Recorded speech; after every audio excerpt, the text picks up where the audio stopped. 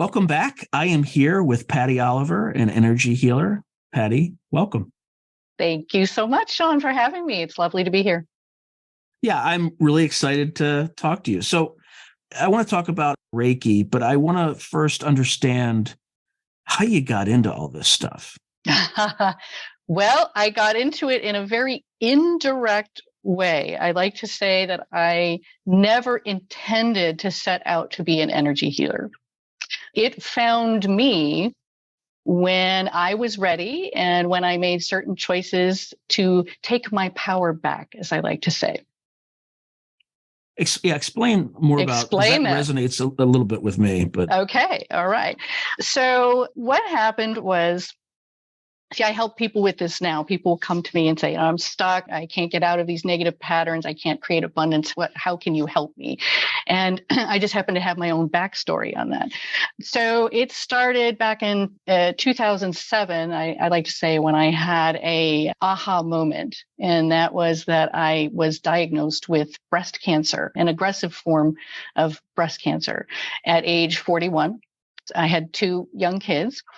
And I was actually not surprised when I was diagnosed with breast cancer. And the reason I say that is because I had spent my life being the quintessential people pleaser. I would always put other people first. Part of it is my personality. Part of it is my upbringing. But I always would put everyone else first. What do you want to do? What will make you happy? And let's focus on that. My needs can come second. That's okay. That was my approach. And, that puts a certain vibration out to the universe to align with people who want to be put first. And yeah, those right? people are fun. Yeah. I wouldn't say I'm definitely not a people pleaser, but I am a job comes first. You get the job done no matter what, but it attracts the same person. Well, and we attract what we are. We can talk about the energy flow of things once I got into energy healing and understood this more. And so being that way, I questioned myself a lot. I limited my own empowerment. I kept my voice to myself. I didn't speak my truth. And I was nervous a lot. I was unsure of myself a lot. And all of those are negative, heavier energies, right? So I just went about my life, thinking this is the way it should be. And I've been divorced. I've also been widowed. And I had a lot of that grief and trauma in my life, right? And we all have some type of experience like that. And then my most recent relationship was very much, in my opinion, power over, which I allowed, right? I allowed that. And so I would suffer through these emotionally. I would be awake at night and I would be in a high state of anxiety. And I would tell myself, I need to stop this. I'm going to make myself sick. And one day I became just very exhausted. I mean, unusually exhausted to a point where I was depleted. Sleep didn't help. I mean, I really even said to a friend of mine, I think there's something seriously wrong with me. And then suddenly the universe, again, and this is before I got into energy work, was telling me breast cancer. It showed up in my news feeds. It showed up in my articles I was reading. People were talking to me about it left and right. I had someone call me out of the blue to start talking about breast cancer. I mean, it was just uncanny. And then I started dropping things out of my right hand, and the tumor was way up in my underarm. And I didn't know it at the time, but I would just randomly drop things, break things. What is going on? It's like my body was talking to me. And I rolled over in bed one night. I felt under my arm and I found a lump. And I said, there it is. I knew it. And so I had gone to my doctor. They didn't even believe me. I could have stopped there. But finally went to ultrasound and they said, well, yes, we have some bad news. You have breast cancer. So I'm like, okay, well, let's do this thing, right?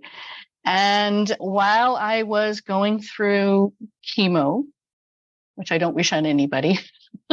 And I did opt for radical surgery. I had a double mastectomy because it was a rare form and not a lot of treatment. So I just take it. And then I'm like, I need to make myself happy. I've got to do this. And now is the time. And even though I had 2 young kids and everything, I'm like, I need to do this. So I actually decided that I needed to have a career of my own while I could still be mom. And I actually decided on skincare. So I put myself through night school after I healed from the surgery and the chemo, opened a spa in my very small town. And a month later, right after I opened, I received what I would call a synchronicity. Okay. We talked about this when we were offline. Mm-hmm. I received a call one night, very last minute, from someone who said, hey, we're having a networking meeting and we'd like you to come. And I'm all about the networking thing. And it was late at night. It was dark. And I'm thinking, I have all these reasons to not go. I thought this was weird, the way it came in. I don't even know this person. How did they even get my number? So I'm like, I need to go. This just was an odd sign. And there were only 5 of us there. And the goal was to meet with each other to get to know each other's businesses so that we could refer business to one another. And the last person that I met with was a Reiki master. And I had never heard of Reiki. Mm-hmm. And we were supposed to just spend a little time talking. And I'm like, what is Reiki? Is it a massage? And he was this nice guy. He said, oh, no, I'm going to put my hands on you and I'm going to heal you with energy.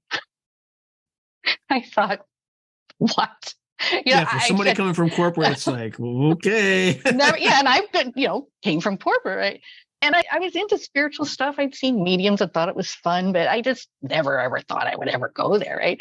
I thought, what are you talking about? Highly skeptical. He's like, well, let me show you, and so he, can I put my hands near you? And I'm like, yeah, there's some residual pain from the surgery. Why don't you work on that?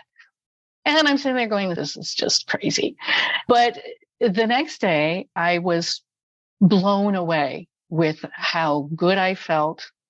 I was vibrant. I was energized. And oh my goodness, I have to look into this. This fits with my mission of the business that I opened, which was wanting to help people feel good about themselves through, and in my mode of choice was skincare and skincare treatment. I've already got someone on the table. I should do this energy healing thing. But I'm like, how am I going to do that? I got 2 young kids. I'm not going to have the time to do that. And I'm way out in the middle of nowhere. So no joke, like a week later, I was out at some random park I've never been to before to entertain my kids. And there's this bulletin board, and there's this little piece of paper on a small corner of the bulletin board that says, get certified in Reiki in your town.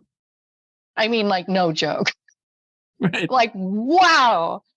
Okay. So I looked into it and I was skeptical the entire time, but there's 3 levels to most Reiki modalities. And so I started with level 1, and I started adding some energy healing on at the end of each treatment with their permission. And the results that I was getting for people was amazing. And when you say results, mm-hmm. How do you measure the results? Well, that's a good question, because it's energy flow, right? So the basis behind Reiki is that you are like a conduit for vital force energy. And the concept behind vital force energy is that we were always receiving energy as a soul in a human body while we're in our physical experience.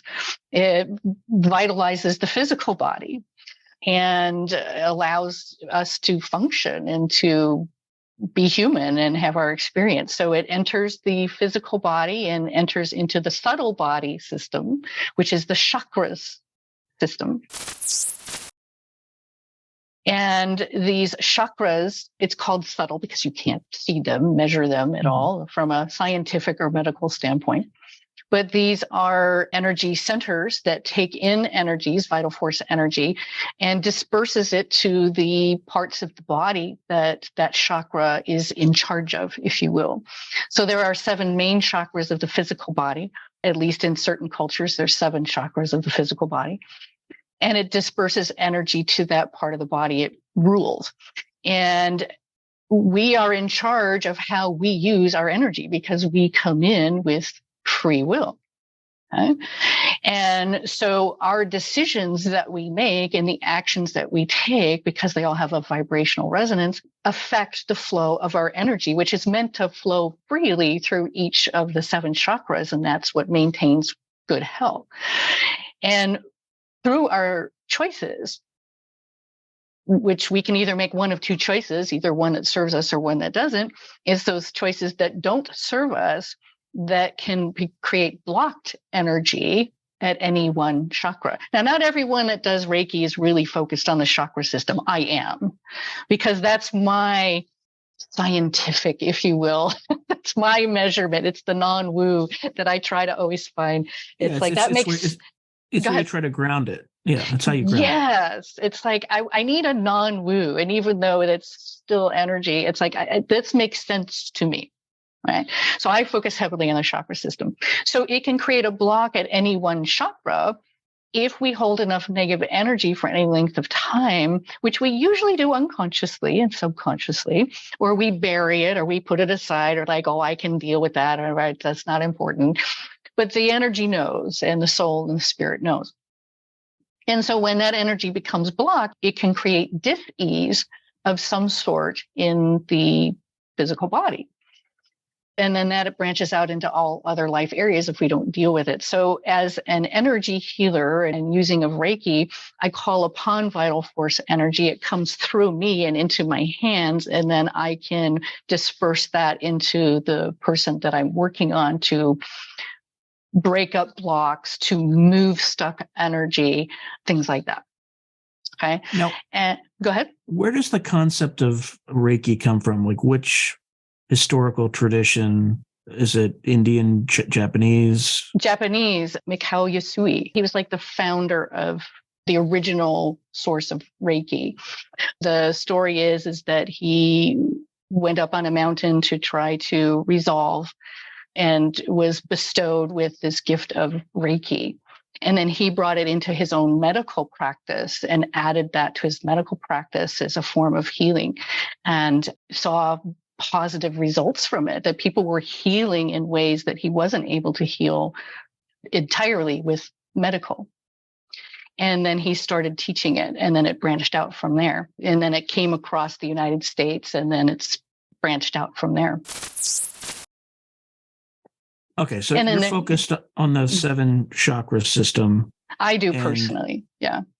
Yeah, I'm just trying to get us back to where you were going before I interrupted you. Oh, no, that's okay. Oh, no, I love that. So I act as that conduit for energy healing. And so when I say that your original question was, how do you measure the results that you get for people? And of course, as you can imagine, it's highly individual, right? It's very subjective. But people are able to, sometimes they actually feel a lot of energy moving through them when they're on the table during a treatment. It's not, some people don't feel anything. Some people just go into an incredibly relaxed state. Other people can feel the movement of energy as it becomes unblocked. I can sense it. I started becoming very intuitive. I would sense where I needed to stop and work on their energy field and then move it through. And they were just able to either receive new clarity about how they can address their issues in their life. They were able to receive some emotional healing, or just able to deal with things in a way that they weren't able to before. And they became unstuck over time. And I had more and more people that would come to me for Reiki over time, that I needed to make a decision. What am I going to do? I need to choose one or the other. Mm-hmm. So after about 5 years, and I also started teaching Reiki, I decided to focus full time on the energy healing, and I sold off the other side of the business. And once I got into that full time, that's when things got really interesting in terms of my intuition and my ability to bring more healing to people. Now, how does a session work? How does a session work? Yeah. I don't do it so much anymore. So I have to, how did I do that? I would have them fill out a form saying, what is it that you would like to focus on and what's your area of concern? And then I would kind of, for me personally, I would put that aside because I really liked the more intuitive approach. I mean, what they're experiencing as an issue could just be a symptom of something else, in my opinion. Probably most likely is, right? Right. And so I didn't want to just go, oh, okay, you have problems with your feet. Well, let me work on your feet. Well, my goodness sakes, it could be something else. And so I said, okay, all right, I've got that, and we're going to put it aside. And I would just usually connect with my guides and my inner guidance, and then kind of connect to their energy field and just start. And I would either place my hands on them, and in most states you have to have some type of a physical body license to actually touch someone during Reiki. But I would also ask, is it okay if I put my hands on you? Mm-hmm. Otherwise you can hover, and it's just as effective. It does not matter if you're physically touching or hovering. I get excellent results either way. Same with the client. And I just start feeling in their energy and getting an impression, either physically or in my mind's eye. And I would just start asking for healing for their highest good. And it's not like I have to know. And, I would work on some people and I would not get any kind of intuitive hit, but they would have an amazing experience. So it's not about me. As a matter of fact, I need to get myself out of the way. I'm just the conduit. Mm-hmm. And I just ask that they receive what they need in that moment for their highest good. And I never had anybody not have a positive experience, knock on wood.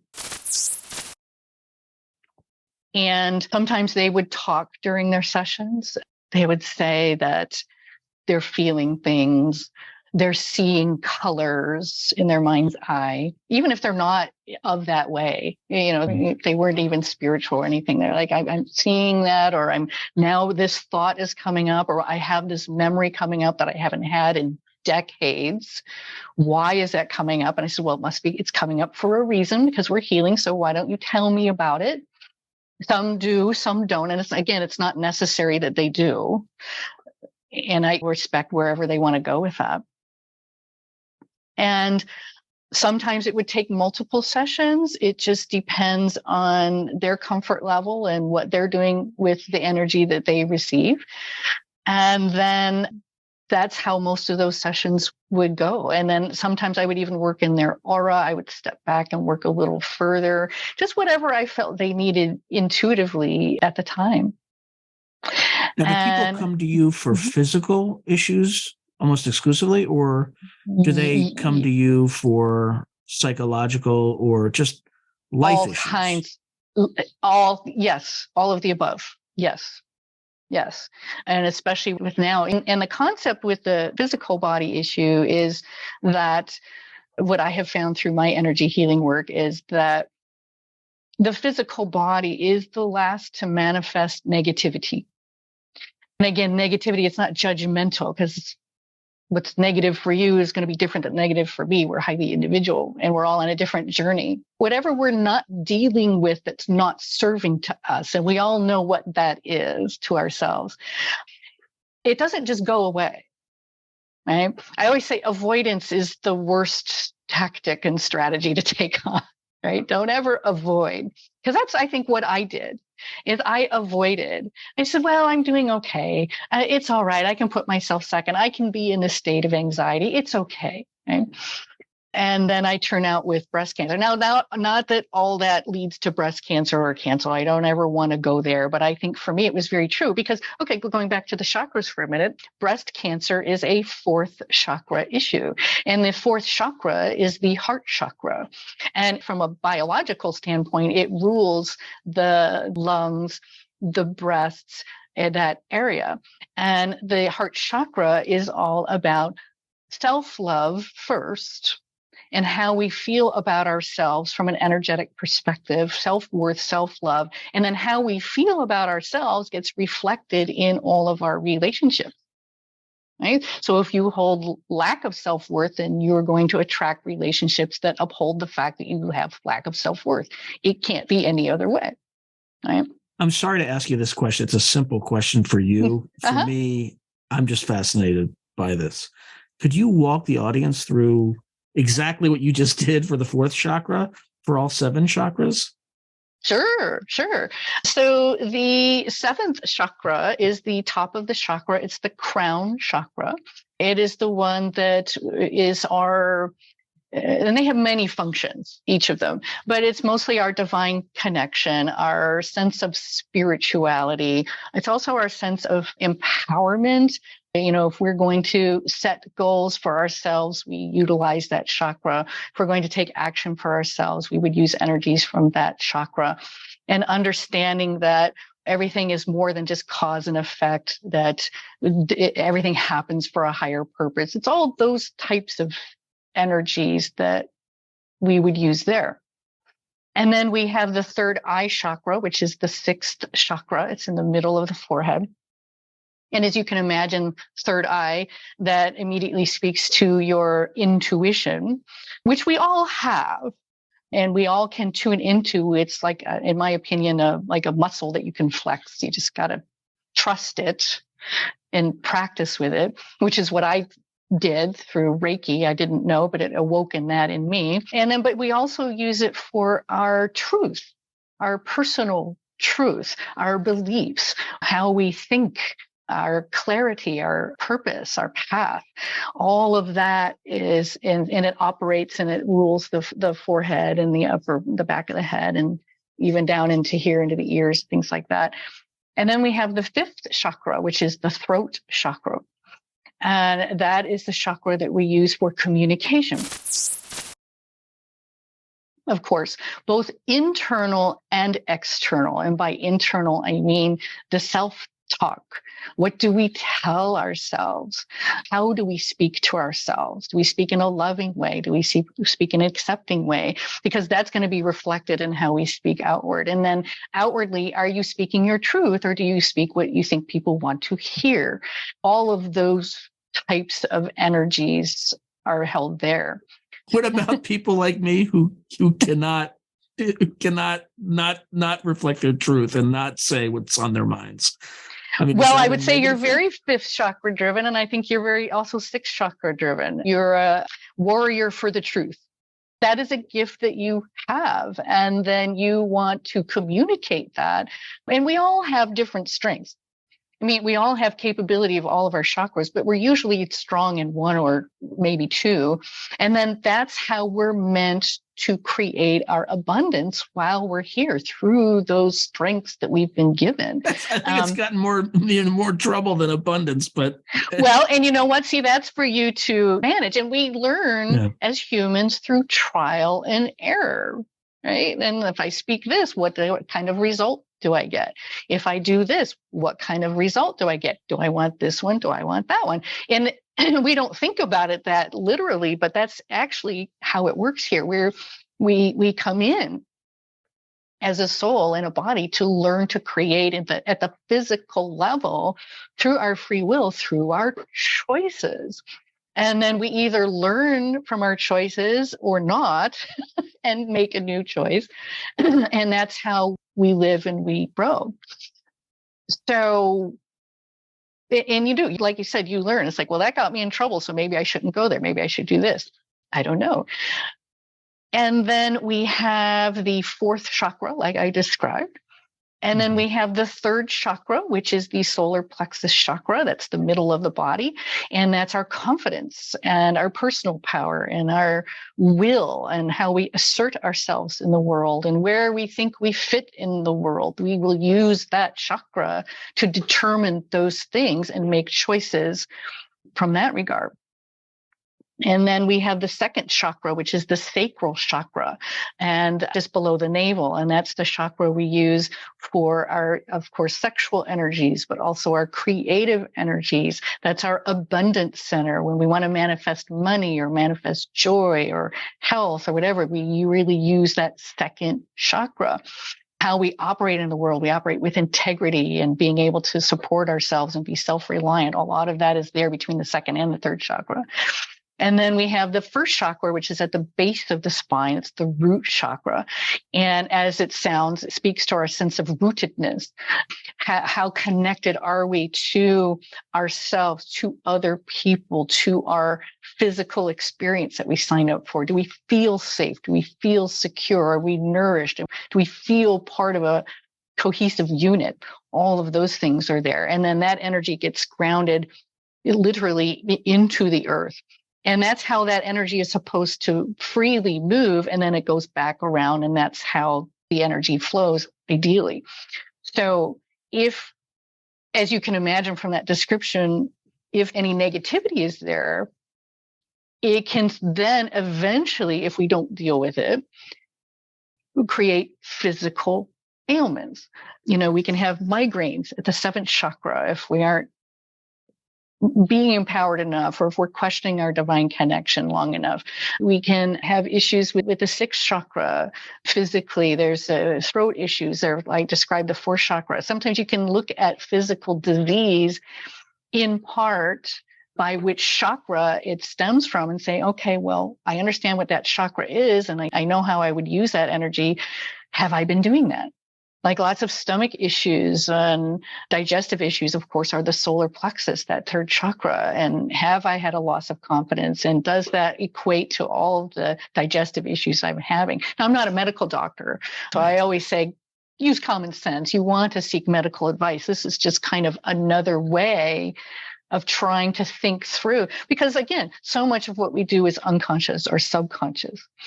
So we want to start bringing awareness to our choices, which is hard to do. We don't like to do it. It makes us uncomfortable. And well, that means I have to make change. And I don't know if I want to make change. So that self-awareness, that self-discovery is really critical for maintaining balance. And then because it's like, I just need to make a new choice. So yes, people would come to me with physical issues, mental, emotional, life challenges, relationship problems, money problems, blah, blah, blah. You know, and it would start to open their awareness through something like energy healing. And a lot of people that came to me had never had energy work done before. They just knew that whatever else they were working on wasn't helping them enough. They wanted more. And they're like, I heard this thing about energy healing, and I know you do Reiki, and I don't know if I know much about it, but I want to try it. I get a lot of those types of people that had come to see me when I first was starting my business 13 years ago. How do people respond the first time that they go through it? Like, is it open up a new awareness, or is it like cleaning out? Is it like cleaning out a toilet that hadn't been cleaned out in like 30 years, like that sort of thing? Or is like a Roto-Rooter? Yeah. It's like there's like stoppages and buildup is kind of what I'm trying to get at. For some, yes.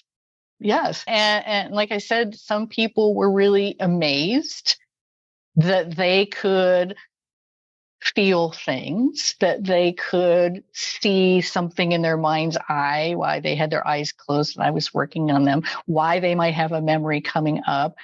For those people who weren't familiar with energy work, that was an interesting surprise for them. Mm-hmm. And then the people who were familiar with energy work wanted some of that because they couldn't get there on their own. So it really it was very individual. It just depended on who they were, where they were at in their own journey, whether it was a spiritual journey or not, and their own healing, and then their willingness to make change in their life. Okay. So you got training initially on level 1. Yes. You had to make this decision between selling your old salon business and starting this Reiki business. Back to your kind of life story. Where does this all fit in? Yeah. So again, I would never have sought out to do energy work for a living. ever. But when I was going through the chemo and the healing, and I made an intention, and everything is intention because everything is energy. Again, I know this looking back. I didn't know that at the time, but I definitely knew at the time I need to take my power back. And I would even say that to myself, I need to take my power back. And I want to go back to work, but I want to do it in a way, something that I enjoy, that's going to be mine, and that I feel good about. And I did a lot of soul searching, and like I said, came upon this idea of the skincare. And I think that when I was ready, and I think the universe knew, well, Patty's going to have to do it her way. And when we're ready, we're going to float this in and see what she does with it. Because that's what synchronicities are, right? It's like, it's that, okay, what you're really going to be good at and where your gift is really going to take off is with energy healing. So we're going to drop that in and see what she does with that. Because it was very random and very out of left field. And I like to tell people, nothing is random. And especially if something is out of left field, you want to follow up on it, because that is a message from your guides, from your higher self, that this is something that would benefit you, either to work on to clear because it's in your way, or as a next adventure on your journey because it's time. And that's why I just thought I had that nagging feeling that I need to do this. And I'm so glad I did. And I could have just left it at that. I could have just said, oh, that was an interesting Reiki session, and never did anything with it. But I was so compelled.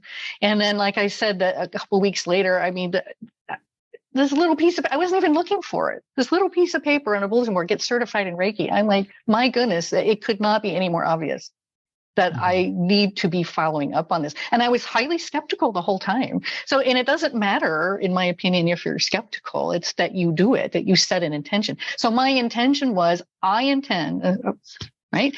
Take my power back, do something I enjoy, show me, what should I be doing?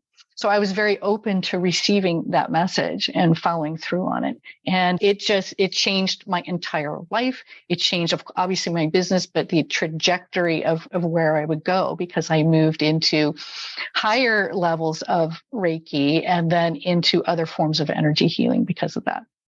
So it changed my life. I'm going to ask a relatively personal question, but you can choose to answer it or not. So when you're moving from a business that is very conventional, you can relatively predictable. You can predict how many clients you're going to have. You can predict what the capacity of the salon's going to be at any given time. Yep. And then you decide to make this leap to becoming an energy healer. Yes. How did you handle the fear of like just running out of money? Well, there was two parts. I was married at the time, and there was a second income, and I was very appreciative of that. But at the same time, it was a personal mission of mine to become financially independent and to make my own way, because that was just what was important to me. And it was a leap of faith. And I did have people looking at me sideways, like, why would you ever stop this revenue stream? Because it was a good revenue stream. And these are the moments where you can't really explain. It's not logical. And that's the thing about the spiritual realm, is that a lot of times it's not logical. It is a leap of faith. It's a knowing that you have.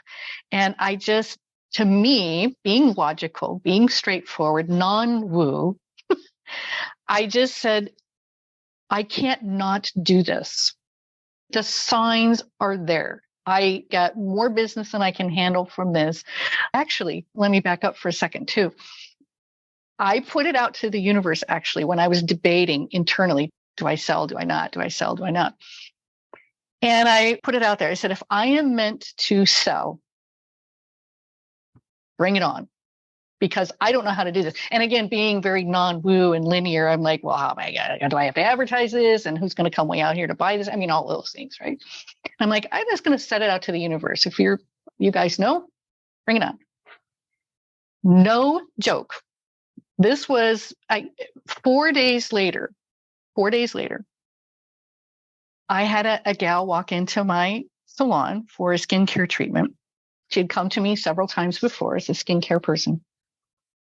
She was on the table and she said, if you ever wanted to sell your business, I'd love to buy it from you. I said, what?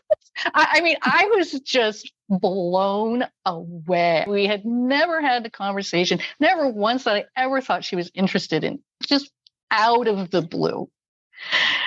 And I thought, okay, all right. And it went smoothly. It was a piece of cake. I mean, it could not have gone any easier. And again, I believe that that is a sign when you're meant to do something and it works out. How can you not? And once I sold that and I got more full-time into the energy healing, it was crickets for a little while. I mean, it would be honest. It's like, oh boy, here we go. Well, how long's a little while? Inquiring minds would know. It's like a month, a year, 5 years. Not 5 years. I didn't think so. I mean, after 5 years. I want to say it was probably a good 6 months before I really got booked out. Okay. But it was a little nerve-wracking for it because I'm like, see. Oh yeah, that's a nerve-wracking 6 months. But it's also not. It's not too long to make it difficult, right? Right. And, I did kind of have to say, I guess if this doesn't work out, I guess I can always go back. I mean, but, I never thought that, Sean, and I'm a very logical person and I like to see things and I like to know what's coming. But there have been several moments in my life where I'm like, it's going to be fine. And I kind of was that way. And it just started slowly taking off. And then that's when I started to get really intuitive, but I didn't know that until I really started diving into this work full time. And that was pretty exciting. And how many years have you been doing this? I think you said 2007 is when. That's when I had breast cancer. So so that was 15 years. So I'm 13 years. This year will be 13 years, I think. Not great with math. I think it's 13 years as an energy healer. Mm-hmm. Yeah. Okay. So what sorts of folks would you recommend come to get energy healing via Reiki? Like if they're having issues? Well, in my opinion, energy healing is a great complement to absolutely anything. I mean, it does no harm. If it's not your thing, like I said, you don't necessarily have to believe in it for it to work. And I've had lots of skeptics that I've converted through energy work. But anytime that you are feeling stuck, energy work is a wonderful complement to what you're already doing. It helps because, in my opinion, it really gets to the root cause a lot faster than maybe you could on your own. Or maybe you know it, but you're not willing to say or accept that that's the root cause. And then you have someone who, and everyone's different. It's, all people who do Reiki have their own style, their own energies. They bring their own talents to the session. And sometimes people have a bad experience and they don't ever want to do it again. Maybe it was just a misaligned relationship. Maybe you weren't ready for that then, but now you are. I mean, it's kind of one of those decisions that you want to make. But it's very gentle, simple. All you have to do is relax and work with the energies that are moving through you. Like I said, it does no harm. Now, if somebody's interested in the topic in energy healing, how can folks find you? And by the way, what you're about to tell me will be in the links below. Yes, on my website. Now, I don't do direct Reiki anymore, but I do work it into my other forms of energy work that I've done since then. So I have a website. It's pattyoliver.com, Patty Oliver.com. I am also on social media. So it's Patty Oliver Energy Healer on Facebook and Instagram. And you can get to know me that way. You can message me there on my website and get the conversation started. All right, Patty. It was an absolute pleasure. And I look very much forward to talking to you about another topic that I have never proposed to my audience before. Awesome. Which is the Akashic Records. So I'll see you on the next episode. Awesome. Thank you. Thank you. If you enjoyed this video, please click on like, subscribe, and the notification button so that you're alerted anytime I post something new.